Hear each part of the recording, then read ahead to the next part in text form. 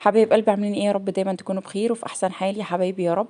ما تنسوش ان انتوا تصلوا على النبي علشان خاطر نبدا الفيديو بتاعنا. واتمنى ان الفيديو بتاعي يكون خفيف على قلبكم، ما يكونش تقيل يا رب. واهم حاجه ما تنسينيش ان انت تعملي لايك ليا للفيديو، يعني دي تشجيع منك ليا. ودعم برضو يا حبيبه قلبي. ربنا يبارك فيكي يا رب ويبارك فيكم جميعا. زي ما انتم شايفين طبعا الأوضة عاملة ازاي، بجد المنظر يفتح النفس، حاجة كده. حباية، انتوا عايزين حباية تشجيع، فانا قلت اديكم حباية التشجيع دي. بجد والله احنا كلنا محتاجين اللي يشجعنا اساسا. يعني بقى محتاجين حد كده يقول لنا قوموا من مكانكم شوفوا اللي وراكم. انت بقى سيادتك افطاري كده وروقي مزاجك، اشربي فنجان القهوة بتاعك، شوفي اللي وراكي، ما تكسليش. البطانيه طبعا انا هاخدها احطها في البانيو، يعني هنقعها علشان خاطر اغسلها وكده. هتقولي طبعا غسيل ازاي في الشتاء والكلام ده كله؟ يا جماعه انا مضطره ان انا اغسلها، لان طبعا ربنا يبارك في عيالنا وعيالكم يا رب. طبعا الاطفال الصغيره اللي هم بيبقى عندهم 3 سنين و4 سنين دول بيبقى انتوا عارفين ان الجو ساقع وكده، فبيضطروا ان هم يعملوا بيبي على نفسهم وهم نايمين. فانا البطانيه طبعا ما ينفعش ان انا اروح احطها كده في الشمس وتبقى ريحتها برده مش كويسه. فانا قلت بقى اغسلها وكده يعني.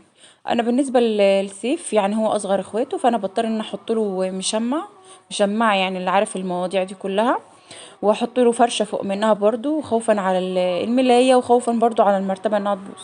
انما البطانيه امرها سهل، ان انت هتغسليها ما فيش مشكله فيها، وهتتنشر وهتنشف وهتبقى ريحتها جميله برضو. بس ما ينفعش ان احنا ناخدها نحطها في الشمس وهي ريحتها مش كويسه. هنا بقى كنت شلت الفرشة وفرشت الفرشة التانية، الملاية التانية يعني.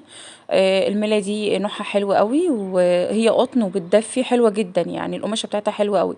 بس عيبها الوحيد في كيس المخدات الطويلة، مش الصغيرة. الصغيرة مقاساتها حلوة قوي، يعني واسعة زي ما انتوا شفتوا كده في المخدة الصغيرة اللي كانت في ايدي. اما بالنسبة للطوال فالكيس بتاعتها ضيقة قوي، يعني انا ببقى بتتعبني نفسيا كده وانا بدخل في الكيس بتاع المخدة، باخد وقت على ما بخلص فيها اصلا.